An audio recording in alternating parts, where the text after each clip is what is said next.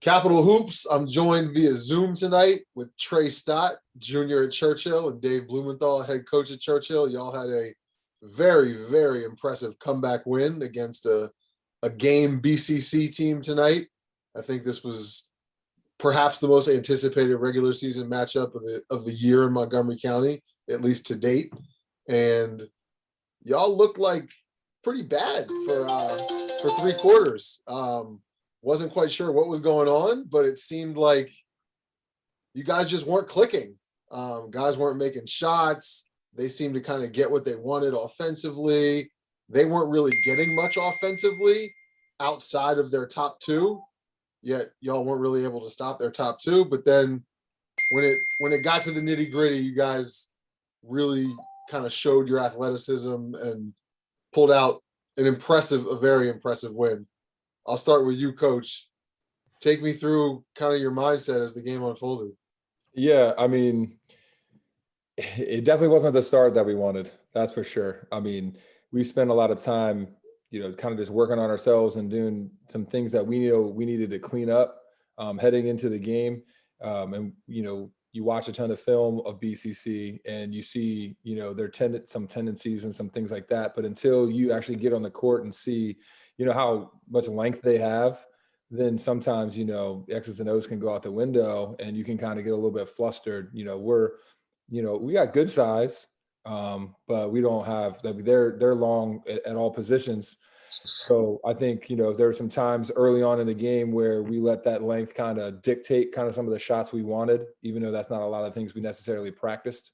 Mm-hmm. So it just took a little while of, us just, making sure that we were sticking to, what our game plan was. It didn't show at all in the first half. I mean, we were forcing some early shots or maybe a little quick to pull the trigger, whether from distance or, kind of around the rim, just kind of rush some things, knowing how long they were. But defensively, I mean, we held them to 9 in the first quarter. So we were there. We forced, Sherman and Alvin are very, very good players. And, our whole mindset going in was just make it as tough as we could on them, make sure that they earned everything that they got. And, Alvin, to his credit, he was game from the jump. I mean, we had him pinned and we had him contested and he's just shooting over the top fadeaways and just knocking down big time, high level plays. And, credit to him for knocking those down against everything that we wanted. I mean, we wanted to make it tough. But again, like I said, we held them to 9. We just weren't able to score. And, then again, we're down 9, but they only had 25 points. So I know that they weren't clicking as well as they wanted to, but they had a good cushion, so for us at halftime, we were just talking about, hey, like, for us, it's just fix what we're doing. And, hey, let's just figure out together what we need to do to kind of adjust a little bit. So we worked on some things, in the halftime break and, was able to get it back down to 6, had a couple shot opportunities that didn't fall to really get that game close a little earlier. And then we had a couple turnovers and they made a couple big buckets again to extend that lead. And then, Isaiah Mbang, was forcing the tempo a little bit, was able to get to the line and knock some shots down, help settle some things, get into a flow. From there, we called a timeout, made a couple little late adjustments to ramp up the pressure that we've been trying to instill in a lot of teams pretty much the whole year. And it just so happened that tonight those adjustments worked to our advantage and we was able to kind of get out and run and really, close that gap, take the lead, almost give it away, but find a way at the end to really, win. And so for us, we haven't been battle tested yet as far as a game where, we were tooth and nail the entire time, having to really, make adjustments on the fly, stick together, have things not necessarily go our way. But, credit to Trey, who stuck with the game plan, credit to all our guys who were able to just kind of stick with it, whether they were saddled with foul trouble or missed their first couple shots. I mean, they were able to really stick together when it mattered most. And that's a testament to them that we talked about afterwards. That's a good building block for us when, games matter more and more as we get close to March. Trey, how much different was y'all for tonight to actually be in a game where it mattered down the stretch? I mean, every game this year, I don't know if you've won every game by double digits, but every time I see a score, the game is out of hand by the time it gets down to the stretch. And tonight you're in like a seesaw game down the stretch. How much different was that for you guys? It was very different. Like, I'm not gonna lie, the game tempo was much faster, and we had to really buy into what coach was saying. Like he was saying, we weren't buying into it the first half. We weren't listening to what our game plan was when we were like scouting report on Sherman and Alvin. So like when we came out second half, we were just listening to what he was saying, and it really showed. It really showed the difference between not listening to what he's saying and just buying into the program. And I What just feel like what was the difference in the final 6 minutes? I mean, at the 6 minute mark, y'all were down by 13. I wrote a tweet out at the time saying BCC making a statement in Montgomery County, and literally right as I pressed send, the turnover collapse began for BCC, and y'all just kept forcing turnovers and getting buckets over and over and over, and they just had no answer for your pressure. What was it? A particular press that coach put in there at that juncture that yielded those results, or what was it? yeah, I mean, I give credit to coach for the press he put in, but we just had to trust in each other and basically just believe everybody had each other's back. And when it showed in our mental, it showed on the court, and we came back and finished it off. You had a big breakaway dunk with, I don't know, 30, 40 seconds left. I think y'all were up 3 and you got a steal and you got a leak ahead. And I think you cut it to 5 there. Talk about that. It seemed like the game was over at that point, but then they came down and got 4 straight after that. But talk about that play and kind of how much relief it was to have a 5-point lead inside of 40 seconds. It was a good relief. And that dunk, I was just trying to make a statement. But, stuff happened, and it came down to the wire, and they got the ball back, and we just had to defend. Luckily, we came up on top. Talk to me about the guys you've mentioned a couple times here, Alvin and Sherman. Where do they kind of stack up? I'm sure they're 2 of the top players you played against this year, but tell me what you think of their games. I think Alvin personally, he uses his ability, like his strength, to his advantage and to be able to shoot over people. And I just feel like when I was guarding him on his post-up shot, he lets it go quick. So, you never really know when he's going to let it go. But Sherm, he uses his body to advantage to get to his pull-up. And just the stuff he works on, you can tell he works on his game on a daily. Tell me real quickly about your journey. You were at Springdale Prep last year. Is that right? Yes. And now you're at Churchill. Kind of give me the quick 30-second Tre Stott story. Man, so I've been wanting to go to Churchill since probably, like, that was my plan since probably I was like 12, 13 years old, but it never happened. But then I came to Springdale. Springdale made me a better player, I'm not going to lie. And it was just a back and forth, a hard decision. And I just came to a football game. Obviously, Coach Blumenthal, he was talking to me, and I just believed in it, and it made it happen. It felt like home since then. Nice. Talk to me about where you guys are at in your season. Obviously, this is an Well, hey, I would say an unprecedented year. Can I interject real quick? Yeah. So Trey's leaving a little bit out of the story. Okay. So Trey and Bryce are cousins. Yep. And so Trey's dad and Bryce's dad live in the same neighborhood. And so Trey spends a ton of time with Bryce. And Bryce has been begging Trey since they were in middle school to play together, to find a way to play together. And so they've been talking the whole time. And Trey's dad's been, who, like I said, lives in the same neighborhood as Bryce, been trying to just find a way. But he knew that Springdale was a good fit at the time, and Trey was really liking it. But then Bryce would push him. So then Bryce was like, come to a football game. And then so, and I know the families pretty well. I mean, it's that family that Trey and Bryce have is deep in their bond, and they're very Churchill heavy. Like, they love it. The roots dig back 50 plus years as far as like just generations that have gone to Churchill. And so Dad just really wanted to try to find a way to let that legacy live on and stay at Churchill. And it just so happened that Bryce finally got to Trey, I guess is the best way to put it, and just said, like, I think you'd fit in well, staying home where the rest of the family is going. And so, Trey wanted to make it happen, and he did what he needed to do with Dad. So we're glad to have him, but he keeps forgetting that Bryce is instrumental in wanting to play with his cousin. You co-signing Coach's version of the story, Trey? Nah. Get out of here. All right, real quick. Talk to me about where y'all are at this year. I would say this is an unprecedented year, but I mean, there's been a couple of wild years with COVID, and we've sort of seen this before 2 years ago. Obviously, last year, no season, but Tell me where you think you guys are at. What do you need, assuming we have a state championship? What do you need to do to be the last team, at the end of the year, and just kind of how the season is coming together?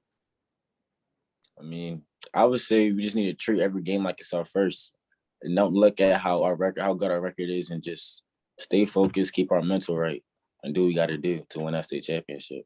Because we know Churchill won regionals, and they had that sad loss, but we're coming back from. I'd Coach, say where do you think you guys are at?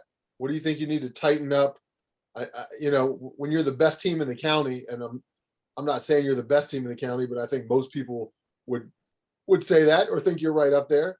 But when you're the best team, you don't get tested a lot, right? And this was a great opportunity for y'all to be in a test tonight. But theoretically, you could be undefeated going into the playoffs and have one game that comes down to the wire, and then you get in a situation in the playoffs where you guys aren't ready for the type of situations that presented themselves tonight.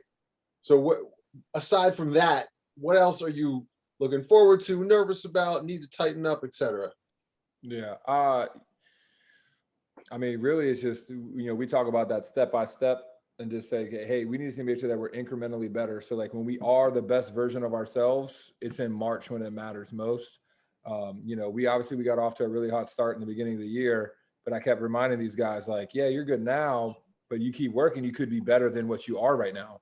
And so you have to keep that, mindset of the process, enjoy, the fun that you're having now, but realize that you still have things to work on, things to get better.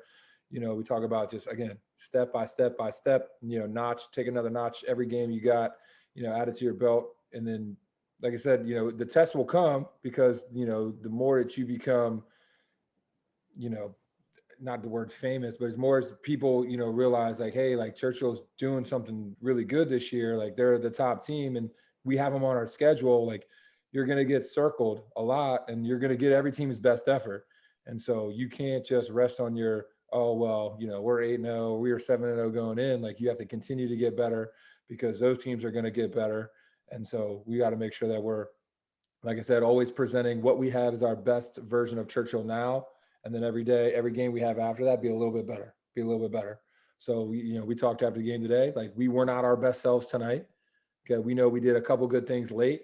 Okay. We'll get back at it again tomorrow at practice to get ready for Blair on Tuesday. And that'll be our next stepping stone as far as like a test to see where we're at, where are we growing? What are we building on those strengths? Did we learn from our mistakes that were our downfall and almost really big downfall tonight against BCC? And then, like I said, put it all on the floor there. And then again, move on after that to the next game, to the next practice. So, really for us, it's just continuing to buy into like, yeah, the praise is there and being 8-0 is nice, but you can let one slip quick and it could all go away. And then where are you at now? What are you hanging your hat on? And so for us, we hang our hat on the, just buying into the process, get better every day, keep working, keep grinding, knowing that, if everything plays the way that we think it could and we keep working hard, yeah, there's a shot that we could be the last team standing. And so we're going to shoot for it. But know that there's a lot of teams out there along the way that want to be the team that doesn't allow you to enjoy that potential ending. So, Trey, big adjustment playing in these empty gyms, or is it just kind of whatever? it really depends who you're playing for. Like with BCC, it mattered, but it didn't matter because we just play our game either way, fans or not. We're our own fans. We got the players on the bench cheering us on, so we don't really need fans. But I think it would play a big part in it, though. Yeah, we obviously want them there, right? Yeah, we want them there. But it's probably a little easier on the road and a little tougher to stomach at home, right? Yeah, but I believe in my guys. What? So you guys, would you say your season is halfway over, regular season ish? Yeah, we would have had 10 games by now. So yeah, we're at the halfway point when you think about it that way, because they're not planning on making up any of those games from before winter break. So assuming they don't make any games up, how many teams will you have multiple games against? I know normally, in a normal season, how many teams would you play twice? 3. 3? Yeah. So one BCC game was canceled. the BCC game was canceled. It'll be Whitman and RM. And you would play them twice if things go if things stay the way. Yeah, if things stay okay, yeah, we'll see them again. Yeah.